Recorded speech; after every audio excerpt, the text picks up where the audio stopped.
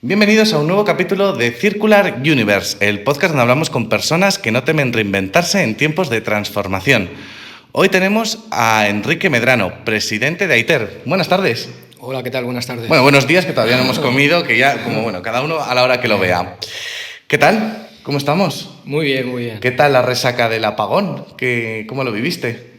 Fue un día complicado, la verdad es que fue un día complicado. Nosotros afortunadamente tenemos generador y no tuvimos muchos problemas. Lo que pasa es que el momento crítico de volver, cuando volvió la corriente, de que el generador se desconecte y se estabilice, tiene sus dudas. Vale. Pero bueno, bien, salimos adelante. Salisteis, ¿no? Bueno, con generador no todos tuvieron tanta suerte. Enrique, cuéntanos un poco para que en casa también la gente sepa un poco, porque eres presidente de AITER, delegado del COIT. Bueno, haces muchas cosas. Sí. Hemos coincidido en muchos eventos también. Cuéntanos un poco, ¿qué haces? ¿Cuál es un poco tu trayectoria? Este podcast especial del Día de las Telecomunicaciones traemos a un teleco. Entonces, además de teleco, cuéntanos un poco todo lo que haces. Bueno, yo empecé telecomunicaciones, bueno, quería hacer ingeniería, tenía muy claro que quería hacer una ingeniería y no sabía por cuál decantarme. Te venía desde niño, ¿no? Que ya chatarreabas. Sí, me encantaba enredar. Y recibí información de esta ingeniería, la verdad es que me atrajo y bueno, me lancé a la piscina. La verdad es que también mi familia económicamente no andaba muy boyante, entonces hice primero ingeniería técnica, me fue muy bien.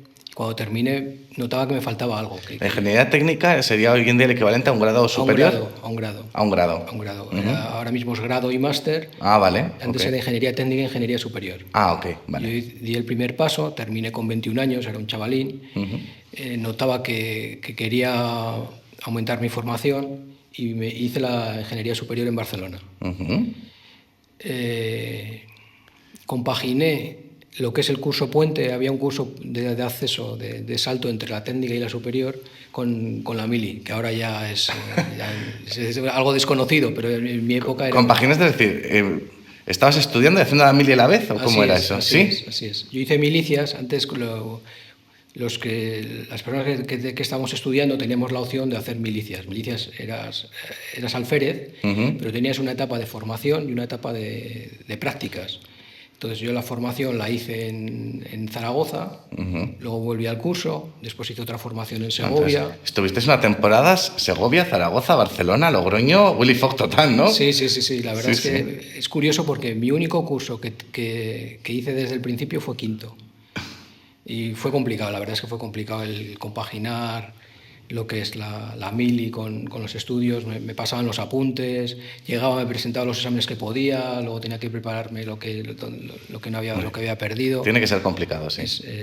Pero bueno, el reto fue apasionante. La verdad es que cuando ya terminé la carrera, la verdad que la satisfacción fue máxima. Y encantado, la verdad es que... Sería un poco el equivalente el hacer la mili y estudiar a hoy en día los jóvenes que tienen que trabajar y estudiar, ¿no? Que estás igual de camarero, o estás por ahí en alguna tienda y a la vez estás estudiando, ¿no? Sería un poco... Parecido, sería el símil, sí, es parecido. ¿Y qué nos decías que te faltaba algo, ¿no? De que querías seguir formándote, que te faltaba algo más. ¿Por qué teleco? Teleco era una carrera que en su momento, que en aquella época estaba muy de moda, era bastante desconocida y quizá eso es lo que me atrajo a ella, el tema de la tecnología, de la comunicación, algo diferente. Y la verdad es que cuando me incorporé y empecé a estudiarla, me gustó. No es fácil porque es muy abstracta, entonces... porque no haces cosas tangibles, es decir, al final son ondas electromagnéticas que van por el aire, que transportan información, pero no se ven, entonces es muy complicado. Es una ingeniería mecánica, ¿no? Que fabrican piezas o algo. Bueno, la electrónica también es más intangible, pero bueno, hay un circuito, hay un algo, ¿no? Es un poco más... Incluso mi padre siempre me insistía, tienes que ser ingeniero de caminos. ¿Ingeniero de caminos? Ingeniero de caminos, sí. ¿Por qué? En esa época tenía mucho futuro, ¿no? No lo sé, mi padre siempre me decía eso. Ingeniero de caminos, qué bueno. Al final le dije, bueno, voy a ser ingeniero, pero de otra especialidad. Y lo que me estás preguntando, bueno, cuando terminé la carrera en Barcelona, la verdad es que me presenté a un proceso de selección curioso, porque era unas dinámicas de grupo, y me cogieron en Guardian Glass, una empresa de vidrio en Llodio, en Álava, como ingeniero de producción.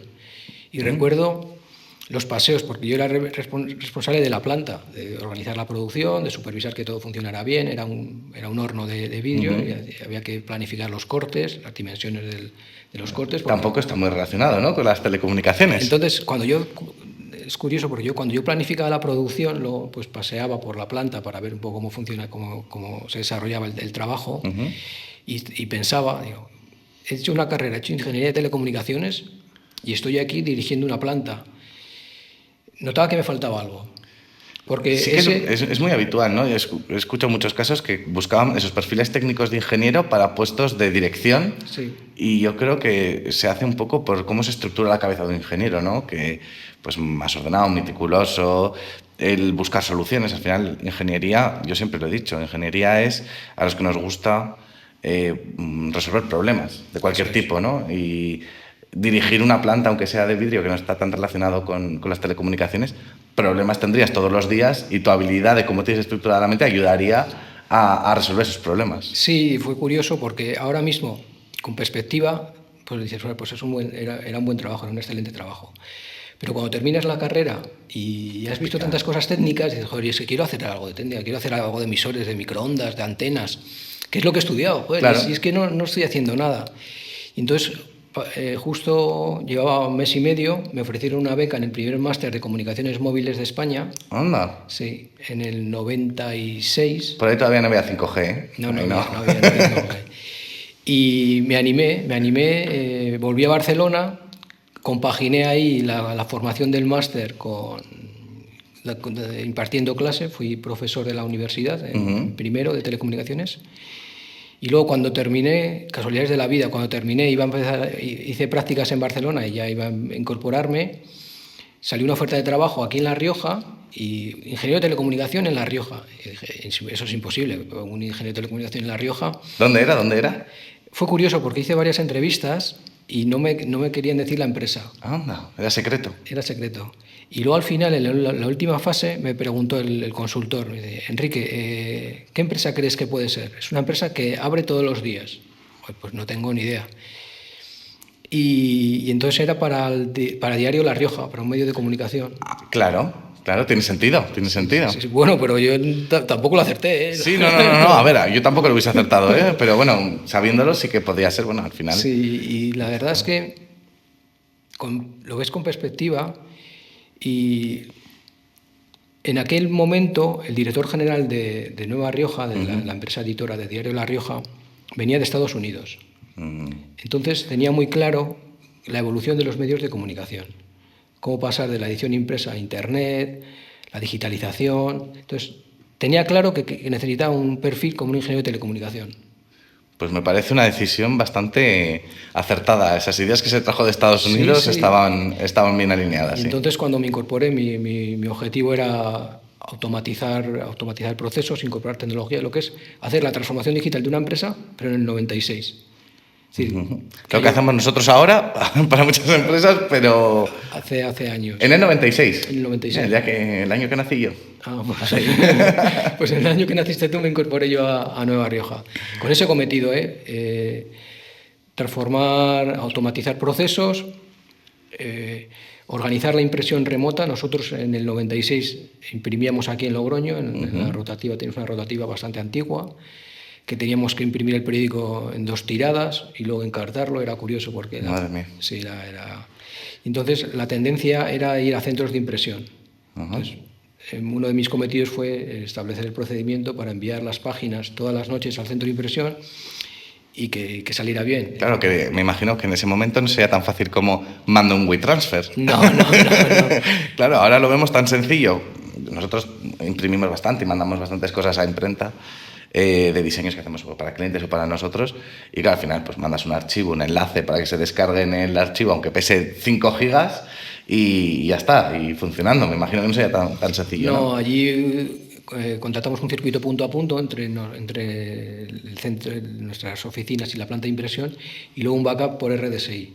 Teníamos que garantizar un poco las comunicaciones porque es crítico. Sí, sí, si no sale el periódico... Y bueno, y hasta ahora voy a tocar madera, ha ido funcionando bien. Y luego, además de ese cometido, uno de ellos, fue también el acercarnos a Internet. Entonces, eso es... ¿Cómo estaba Internet en el 96? Pues muy incipiente. Yo el primer contacto que tuve con Internet fue cuando estaba haciendo el proyecto fin de carrera en Barcelona, ahí en el laboratorio. Sí que pues, mis compañeros entraban para ver determinadas cosas, pero fue mi primer contacto. Y luego cuando vine aquí a Logroño, nuestro director general me dijo: Enrique, vamos a ver cómo evoluciona Internet, sobre todo el tema del dominio. Y tuve la fortuna, ahí sí que tuvimos la fortuna de registrar larioja.com. Sí, porque entonces, es importante ese dominio, además es muy curioso, larioja.com, sí. que es como, no es ni diario, es larioja.com. Larioja.com. Tenemos algunos, tenemos diario La Rioja, tenemos varios, pero ese dominio fue clave. Y estaría cotizado, ¿no?, ese dominio. Sí, luego en un futuro intentarían... ¿Hubo alguna oferta de...? Bueno, tuvimos alguna que otra. Alguna que otra que no puedo contar. Bueno, secreto, luego me lo cuenta a mí fuera de cámaras. y bueno, registramos el dominio y empezamos a hacer el desarrollo de la web. Al principio el desarrollo de la web era un volcado de noticias. Teníamos un proceso automático para volcar noticias. Y también con una agencia de publicidad de aquí de Logroño desarrollamos un portal muy pionero, que era una especie de ciudad, que pasabas el cursor y los edificios se movían para acceder a ellos. Claro, en ese sentido ese desarrollo era muy puntero, pero yo creo que surgió antes de tiempo, porque las comunicaciones eran tan lentas que no se podía cargar. Entonces, eso son las cosas que te vas dando cuenta, que dices, que lo importante en la tecnología es llegar a tiempo. Porque a veces haces una cosa que puede estar muy bien, pero te adelantas y no tiene éxito. Sí, sí. Y sí que hicimos un portal maravilloso, pero tuvimos que recular, ir a lo tradicional, al volcado de noticias. El momento, ¿verdad? La importancia del momento adecuado para la implementación de tecnologías. Es clave, eso es clave. Eso es una enseñanza que al final pues, la experiencia te va dando.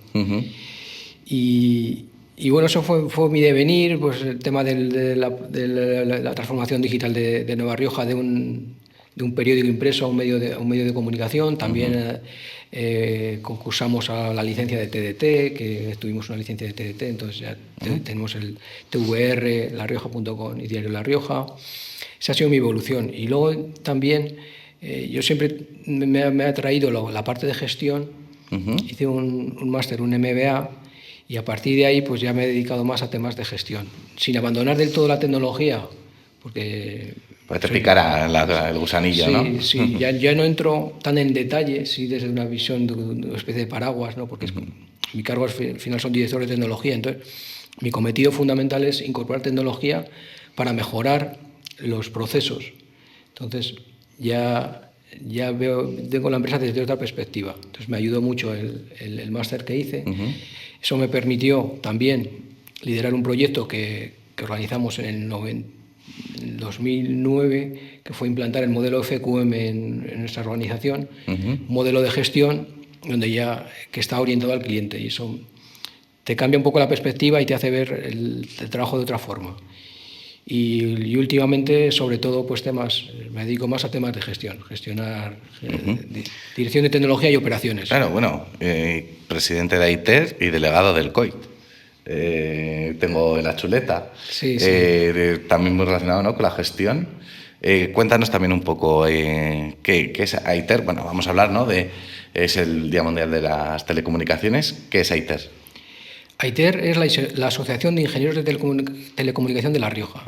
Surge siempre me acuerdo porque es cuando nació mi hijo, el 2001, tiene 23 años. Ah, bueno, entonces lo tienes, así no se te olvida. No me olvido. Fue una iniciativa de nuestro compañero Carlos Prieto, que nos reunió, porque aquí en La Rioja no hay no hay facultad de telecos, entonces pues hemos estudiado en Madrid, en Barcelona, Pamplona, Zaragoza, Bilbao. Entonces Carlos nos reunió a telecos de distintas universidades y nos propuso: ¿por qué no nos asociamos? Podemos hablar con el colegio, también, tener vínculos con el Colegio Oficial de Ingenieros de Telecomunicación, tener vínculos y crear la asociación. Y bueno, nos convenció a todos, la creamos. Él fue el presidente durante los primeros años, 12 años si no me equivoco, o alguno más. Y yo me incorporé en el 19. ¿Y cuál era un poco el objetivo ese inicial? El objetivo era dar visibilidad a los ingenieros de telecomunicación. La verdad es que éramos una formación muy desconocida en aquella época. Veis ahí como unos bichitos raros, ¿no? Que estaban ahí con redes y con antenas. ¿Qué hacen estos? Era así. La sociedad no desconocía lo que hacíamos. Entonces, ese fue el primer cometido, dar visibilidad, no como personas expertos en tecnología, sino que también sabemos hacer más cosas. Claro. Yo, por ejemplo, al ingeniero de telecomunicaciones lo defino como el ingeniero de la tecnología. Pensamos como ingenieros y nuestra rama principal es la tecnología. Y más, bueno, ya estamos todos somos conscientes de la evolución del sector, del cambio exponencial que ha pegado. Yo creo que ese es nuestro principal cometido. Mira, tengo varios amigos que son telecos y la mayoría, de hecho, ahora se dedican a la programación. Han estudiado telecomunicaciones, pero bueno, tengo a varios que están pues, en alguna empresa de programadores, pero también porque tienen alguna parte más de telecomunicaciones, es decir, están programando algún sistema. Bueno, uno en concreto está en el tema de renovables, del tema, bueno, pues de cómo comunicar los datos de las placas con el centro de datos, bueno, un poco ese tema, ¿no? Y a veces, joder, a mí me pasa que veo la figura del teleco y del ingeniero informático muy de la mano, pero muy diferentes, pero a la vez muchas veces hacen el mismo trabajo. No sé, porque hoy en día la tecnología todo el mundo asocia informática. No viene tanto lo de teleco. Ahí tenemos que hacer nosotros ese esfuerzo para que nos asocien con claro, nosotros. Claro, tú dices, alguien se dedica, trabajas en una empresa de tecnología, ¿qué has hecho? Informática. Es lo típico, bueno, a mí me lo han preguntado muchas veces. Y la gente no cae en la importancia de las telecomunicaciones, que es que sin las telecomunicaciones la informática tampoco tendría ningún sentido. Nosotros, los software que desarrollamos, un software web, no tendría posibilidad de acceder sin las telecomunicaciones. Cuando hacemos una aplicación, nadie podría descargársela si no existiese el smartphone, que al final es un producto de telecomunicaciones puro y duro, ¿no? Sí, más ahora con la evolución que ha tenido. Y más ahora, porque claro, las telecomunicaciones están a día de hoy en todas las partes. Todos tenemos un teléfono móvil en el bolsillo. Ese teléfono móvil tiene wifi, telecomunicaciones, tiene una antena celular, tiene para conectarse al ahora 5G. En su momento, bueno, pues el GSRM, ¿cómo era, no? GSM. El GSM. Y luego, yo cuando empecé estaba la telefonía analógica, es decir, los primeros móviles. Sí, por cable, ¿no? No. ¿Analógica? ¿De radio? De radio analógico, luego pasó a digital con la codificación y ya empezaron los nuevos sistemas. Pero el primero fue Moviline, creo que se llamaba en su Moviline. Y bueno, y GPS, y GLONASS, y bueno, un montón de tecnologías de telecomunicaciones que llevamos todos en el bolsillo y que no les damos tanta importancia como la que realmente tiene. El Bluetooth, otros temas ahora, pues estos de proximidad, el NFC, todo eso realmente no es informática, son telecomunicaciones. Eso es. Son telecomunicaciones. Nosotros sacamos esa bandera, ¿eh? Ahí. Hoy estamos aquí para reivindicar esa bandera de las telecomunicaciones. Así es. ¿Cómo has visto tú la evolución de toda esta tecnología relacionada con las telecomunicaciones? Porque claro, has vivido el inicio de Internet, me contabas el primer contacto en Barcelona, ¿no? Que habías tenido con Internet. Que ahora Internet lo tenemos en el reloj, en el anillo, en el móvil, vamos, que es casi omnipresente. ¿Cómo has visto la evolución de la tecnología relacionada con las telecomunicaciones y cómo crees que nos ha afectado un poco en el día a día de las personas? Y es curioso porque hace años, cuando en los inicios también me hicieron una entrevista y me preguntaron, ¿para ti cuál es el principal cambio que se está experimentando? Y dije la digitalización.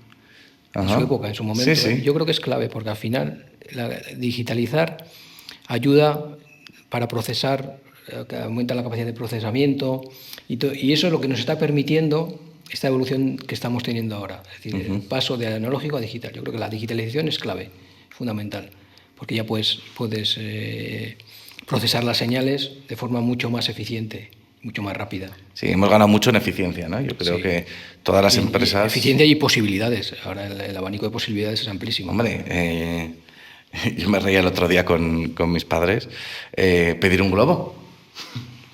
Cómo ha evolucionado la tecnología y decía, mira, una cosa tan sencilla como, bueno, mi generación lo ve tan normal, ¿no? Pedir un Uber, un globo, ¿no? Pedir estas aplicaciones que te traen la comida. Y fue curioso porque lo pedí con mis padres y con mis abuelos, pues para comer un día pedí un globo.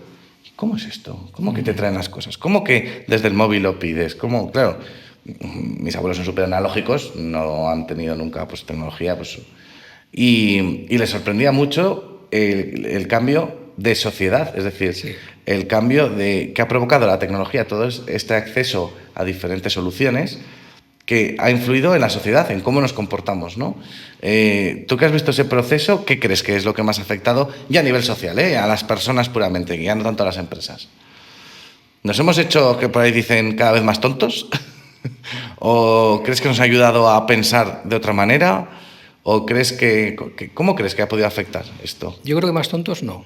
Yo creo que Es lo mítico que se dice, estás todo el día con la maquinita, te vas a quedar tonto. No, yo creo que la sociedad evoluciona y evoluciona positivamente. Quiero creer, también. Sí, hay que dar el voto de confianza, ¿no? Y luego yo creo que nos está dando herramientas que bien utilizadas pues mejoran mucho la vida de las personas. Y yo creo que ese es el objetivo de la tecnología. Al final, el fin último es mejorar la vida de las personas, que ayude a las personas.